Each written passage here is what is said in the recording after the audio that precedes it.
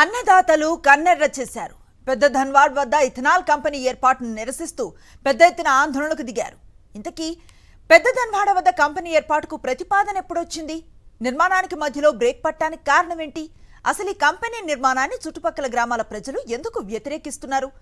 శాంతియుతంగా ప్రారంభమైన ఈ ఉద్యమం ఉద్రిక్తంగా మారటానికి కారణమేంటి? సాక్షి గ్రౌండ్ రిపోర్ట్లో తెలుసుకుందాం. కాలుష్యకారక ఇథనాల్ పరిశ్రమ ఆ గ్రామాల్లో చిచ్చురేపింది. జనాలు ఆందోళన బాట పట్టారు. కంపెనీకి సంబంధించినటువంటి యొక్క సైట్ పైన దాడి చేయడంతో పాటు అక్కడ ఉండేటువంటి సామాగ్రిని ధ్వంసం చేశారు. ఎట్టి పరిస్థితుల్లో ఈ పరిశ్రమను తాము అంగీకరించడం లేదని 12 గ్రామాల ప్రజలు హెచ్చరిస్తున్నారు. కానీ బలవంతంగా ఈ యొక్క పరిశ్రమను ఏర్పాటు చేస్తే మాత్రము ఎట్టి పరిస్థితుల్లో సహించలేదంటున్నారు. తాము ఎంతటికైనా ఈ యొక్క పరిశ్రమను ఆపేందుకోసం కావాల్సినటువంటి చర్యలు చేపడతామంటున్నారు. తమకు మద్దతుగా నిలిచినటువంటి యొక్క నేతలు ఇప్పుడు ఏమయ్యారని ప్రశ్నిస్తున్నారు. అసలు పెద్ద ధన్వాడ వద్ద ఈ యొక్క పరిశ్రమకు సంబంధించినటువంటి ఏర్పాట్లో ప్రజలు ఎందుకొరకు ఈ రకమైనటువంటి చర్యలకు పూనుకుంటున్నారు? తెలుసుకుందాం సాక్షి గ్రౌండ్ రిపోర్ట్లో.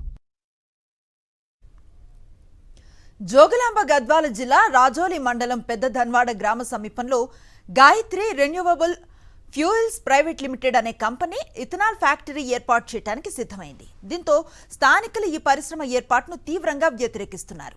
Gayatri renewable fuels private limited ethanol factory ఏర్పాటు కోసం 2 ఏళ్ల క్రితం ప్రభుత్వం అనుమతినిచ్చింది. చుట్టుపక్కల ఉన్న 12 గ్రామాల ప్రజలు దీన్ని వ్యతిరేకిస్తున్నారు. వారు చేపట్టిన నిరాహార దీక్షలతో దిగివచ్చిన స్థానిక ఎమ్మెల్యే పరిశ్రమ నిర్మాణం జరగకుండా చూస్తామని హామీ ఇచ్చారు.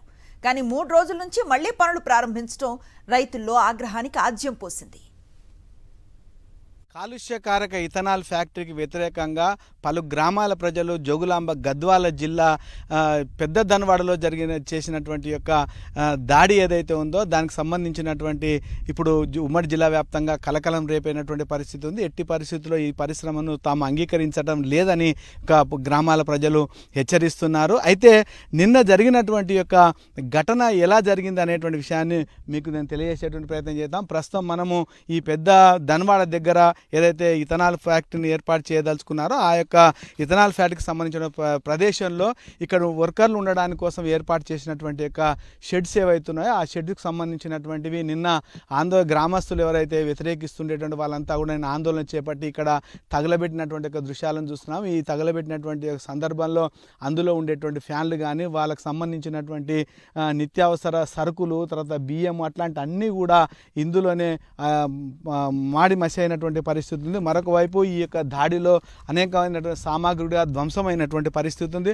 మనం చూస్తున్నాం ఈ ప్రదేశంలో ఉండేటువంటి భీతావహమైనటువంటి పరిస్థితి. మొత్తం ఎక్కడికక్కడ కూరగాయలు చెల్లాచెదురుగా పడినటువంటి పరిస్థితి. మరి ఇందులో ఉండే సామాగ్రికి సంబంధించినటువంటి తర్వాత వంట సామాగ్రి కూడా చెల్లాచెదురుగా ఈ యొక్క పరిసర ప్రాంతాల్లో చిరవందరగా పడినటువంటి దృశ్యాలను చూస్తున్నాం. మరొక వైపు పక్కనే ఉండేటువంటి కంటైనర్ కూడా కోపోద్రేకులైనటువంటి యొక్క ఆందోళనకారులంతా కూడా దీన్ని తగులబెట్టడం జరిగింది. ప్రస్తుతం ఇదంతా కూడా తగులపడిపోయి ఈ విధంగా పడినటువంటి పరిస్థితి ఉంది. మరొక వైపు ఇక్కడ ఉండేటువంటి యొక్క జేసీబీలు కానీ వివిధ రకాలైనటువంటి వాహనాలు ఏవైతున్నాయో ఆ వాహనాల యొక్క అద్దాలు కూడా ధ్వంసం చేయడం జరిగింది. వాటిని ఇక్కడి నుంచి ఇతర ప్రాంతాలకు తరలించడం జరిగింది. ఇక్కడ వచ్చినటువంటి యొక్క ఎవరైతే కార్మికులు కానీ వాళ్ళకి సంబంధించినటువంటి కొంతమంది ప్రైవేట్ వ్యక్తులను తీసుకొని వచ్చిండ్రు.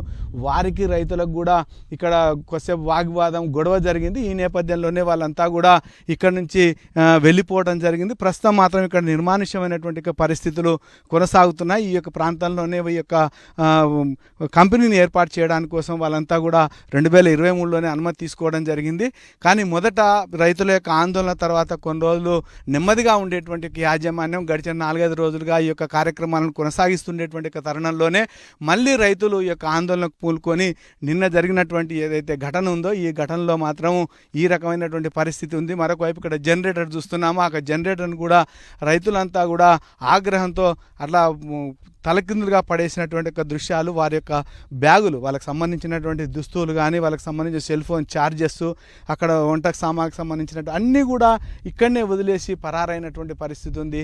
గ్రామస్తులంతా కూడా భవిష్యత్తు కార్యాచరణ అంతా కూడా రూపొందిస్తున్నారు. మరొక వైపు ఎవరైతే ఈ యొక్క కంపెనీ ఉందో ఎట్టి పరిస్థితుల్లో ఇక్కడ ఈ యొక్క కాలుష్యమైనటువంటి పరిశ్రమను తాము ఎట్టి పరిస్థితుల్లో అంగీకరించమని చెప్తున్నారు. తమ కోసము పనిచేస్తామనేటువంటి నేతలు ఇప్పుడు ఎక్కడున్నారనేటువంటి విధంగా వాళ్ళు ప్రశ్నిస్తున్నారు. ఎట్టి పరిస్థితుల్లో మాత్రం ఈ యొక్క పరిశ్రమ వల్ల తమ యొక్క జీవన విధ్వంసం జరుగుతుంది. పచ్చని పంట పొలాలు అన్నీ కూడా కలుషితమై ఇట్లు జల కాలుష్యం ఏర్పడుతుంది, వాయు కాలుష్యం ఏర్పడుతుంది. కాబట్టి దానివల్ల తాము బతకలేమనేటువంటి అభిప్రాయాన్ని వ్యక్తం చేస్తున్నటువంటి యొక్క గ్రామాల ప్రజలు మాత్రం ఈ యొక్క కంపెనీపై తమ యొక్క వ్యతిరేకతను, నిరసన మాత్రం వ్యక్తం చేస్తున్నారు. దీన్ని ఎట్టి పరిస్థితులు అంగీకరించలేదని మాత్రం హెచ్చరిస్తున్నారు.